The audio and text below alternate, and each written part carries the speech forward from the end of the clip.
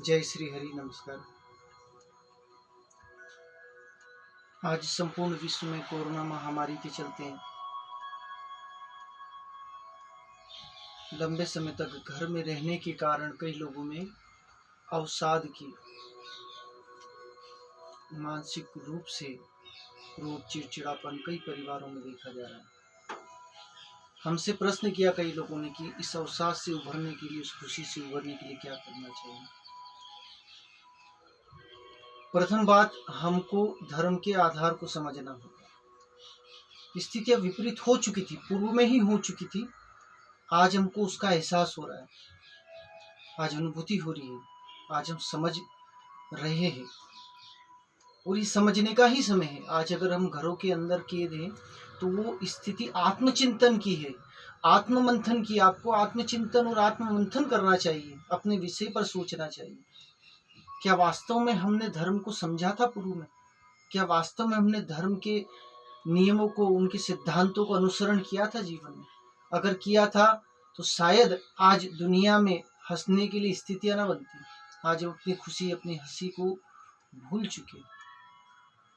सुनने में आता है ऐसे विश्वविद्यालय खुलने की तैयारी, जहां पर हंसी की कक्षाएं चलेगी। हंसी संबंधी आयाम जो होते हैं उनको पढ़ाया जाएगा। हंसी कितने प्रकार की होती है, कैसी हंसी होती, मंद हंसी कैसी होती है, कौन सी सभा में कैसे हंसना चाहिए, विद्यालय में कैसे हंसना चाहिए, हंसी के कितने भाग होते हैं। ये सौभाग्य नहीं है, दुर्भाग्य है हमारा कि आज हंसने के लिए हमको सहारे की जरूरत। जो प्रकृति प्रदत्त थी, जो धर्म के अंदर एक सहजता थी, जो सरलता थी। धर्म सिखाता है हमको प्रकृति से जुड़ना, हमको खिलखिलाना, हमको मुस्कुराना। लेकिन हमने जीवन में अपने स्वभाव के कारण, अपने आचरण के कारण सुख से हट चुके हैं, हंसी से दूर हट चुके हैं। भाग रहे हम जहाँ पर हंसी की कोई बातें होती है, हंसी खिलखिलाने का कुछ होता है, तो ऐसे में भीड़ लग रही लोगों की। तो ये ध्यान रखना, जितने लोग कहीं ना कहीं वहां पर जा रहे हैं इसी स्थानों पर, मान के चलना वो अंतर मन से कहीं ना कहीं दुखी है। जिसके पास संपूर्णता है, जिसके पास संपूर्ण भाव है, सुंदरता है, जिसके पास धर्म है, वो नहीं भागेगा, वो आनंदित रहेगा।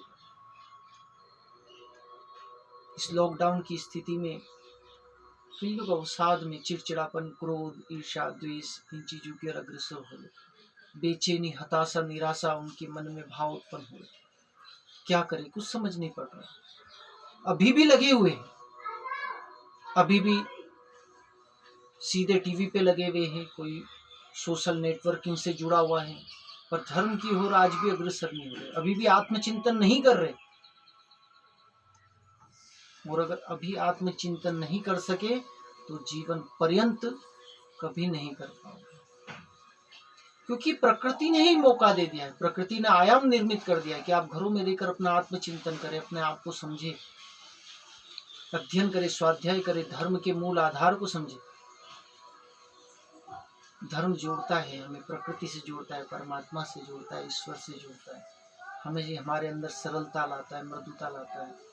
एक छोटा सा बच्चा जब जन्म लेता है, उसके चेहरे पे का अलौकिक तेज रहता है, कारण हम बनते हैं, और उसके चेहरे का अलौकिक तेज, दिव्यता, वो आनंदित रहता है, वो जुड़ा हुआ रहता है उन चीजों से। उसमें तर्क के भाव नहीं होते, हम अहम में जीते हैं, हम जुड़ नहीं पाते प्रकृति में किसी भी चीज से। फूल, पौधे, प्रकृति, पत्ते, पंक्षी, जीव जंतु, हम इनसे तादात्म्य नहीं बिठा पाते, जुड़ नहीं पाते। और जहाँ हमारा जुड़ाव नहीं हो पाता, वो जुड़ाव इसलिए नहीं हो पाता कि हमारे अंदर अहम के भाव उत्पन्न हो जाते हैं। हम अलग हैं, मैं अलग हूँ, मेरा पद बड़ा है, मेरी प्रतिष्ठा बड़ा है, मेरे पास यश, कीर्ति, इन चीजों में हम घूमे रहते हैं। जीवन का अर्थ इससे नहीं होता कि आपके पास कितना पैसा, बंगला, गाड़ी और कितना ऊंचा पद है। जीवन का मूल अर्थ होता है जी के सिरे जीवन को समझा कितना। जिसने जीवन के सूत्र को जान लिया वो झोपड़ी में भी आनंद में रहेगा, वरना महलों में रहने वाले भी सुखी नहीं है। तो धर्म के मूल सूत्र को, जीवन के मूल सूत्र को हमको अंगीकार करना पड़ेगा, हमको समझना पड़ेगा। ये लॉकडाउन का समय है, प्रकृति संतुलन को बराबर कर रही है, व्यवस्था को बराबर कर रही है, और हमारे लिए सौभाग्य है कि हमको आत्मचिंतन करना चाहिए, आत्मबोध करना चाहिए, धर्म को समझना चाहिए, स्वाध्याय करना चाहिए। पठन पाठन जितना हो सके आप स्वाध्याय करें।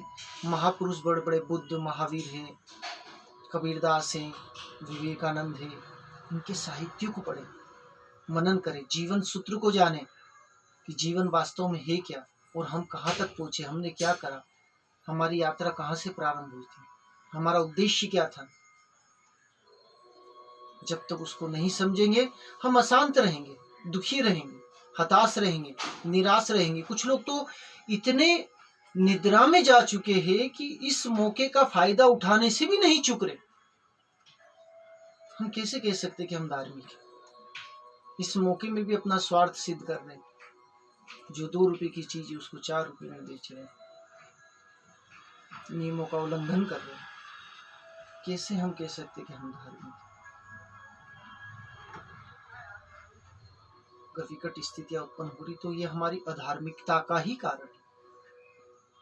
तो हमको अपने आप को समझना होगा, ध्यान करना पड़ेगा, सत्संग करना पड़ेगा, मेडिटेशन करना पड़ेगा, स्वाध्याय करना पड़ेगा, प्रकृति से जुड़ना ही पड़ेगा।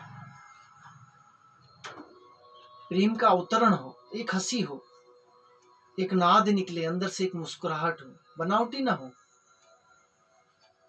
अंदर से निकले एक मुस्कुराहट, एक तादात्म्य उस परमात्मा से जुड़ने का ये सौभाग्य है। तो मेरा आप सभी से अनुरोध है कि आप सब भीतर की यात्रा करें, अंतर मन में। हम धार्मिक तभी हो पाएंगे जब हम भीतर से निर्मल, सहज, सरल हो पाएंगे। वरना बुद्धि के रूप से अगर आप बाहर धार्मिकता का आयामों से जुड़ेंगे तो व्यर्थ है वो, किसी औचित्य की नहीं हो धार्मिकता, जब तक भीतर से रूपांतरण नहीं होगा। अपने आप को समझे, ध्यान करे, सत्संग करे, प्रकृति से जुड़े और अपने रूपांतरण, अपने बाबत आप चिंतन करें। मेरा बस यही अनुरोध है कि ये जो समय है लॉकडाउन का परमात्मा द्वारा प्रदत्त, इसमें अपने आप को निखारे और ध्यान, सत्संग की ओर जुड़े और प्रसन्नता को प्राप्त करें। इस जीवन सूत्र को समझे, इसको महत्व दें। जय श्री